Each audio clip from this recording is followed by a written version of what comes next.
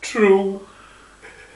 Very, very nervous I have been and I am, but why is it that you will call me mad? The disease, it sharpened my senses. It did not destroy them. It did not dull them. Above all was the sense of hearing a cue. I heard many things in the heavens and upon this earth. I also heard a few things in hell. How then? Am I mad? Hearken and observe how healthily, how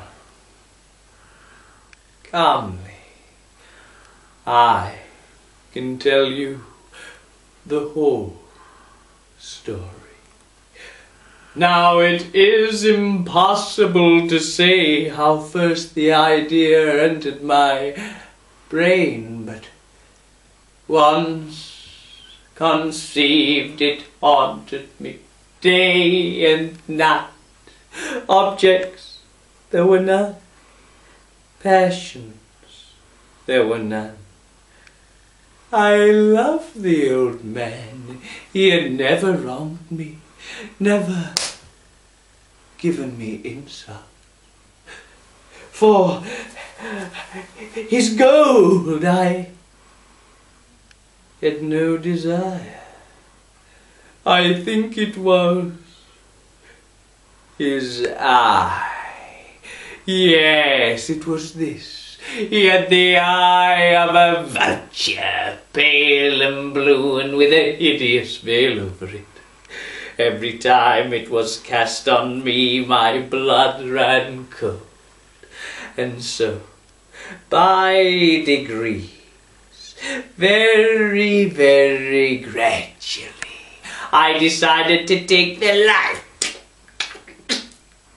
of the old man and thus rid myself of his eye forever. Now this is the point you fancy me mad.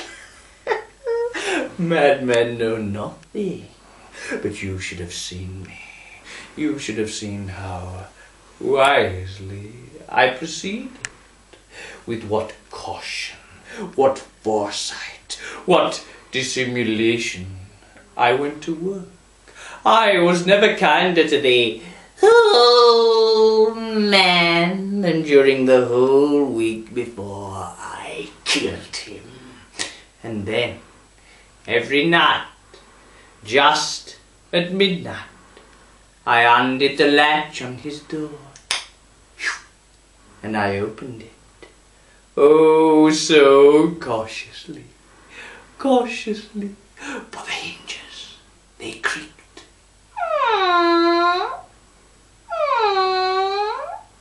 And then when I had made room sufficient for my head, I would put in a dark lantern, one with which no light shone out, as not to wake the old man as he slept. And then I would thrust in my head.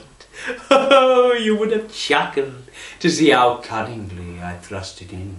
I moved it slowly, slowly. I moved it so slow that it took a whole hour to place my whole head so far in the room that I could see the old man as he slept.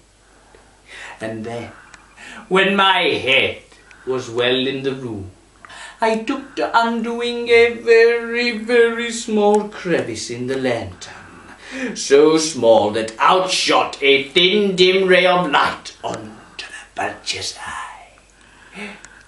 I did this night after night. But I always found that his eyes were closed, and therefore it was impossible to do the work. For you see, it was not the old man that vexed me, but his evil eye. And every morning as the day broke, I would walk boldly into his chamber, calling him by name in a haughty tone, and inquiring how he had passed the night. For you see, he would have been a very wise and profound old man indeed, if he were to suspect that every night, just at midnight, I looked in upon him as he slept.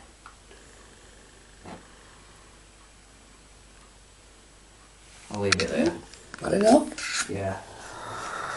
See, I don't know whether they're going to want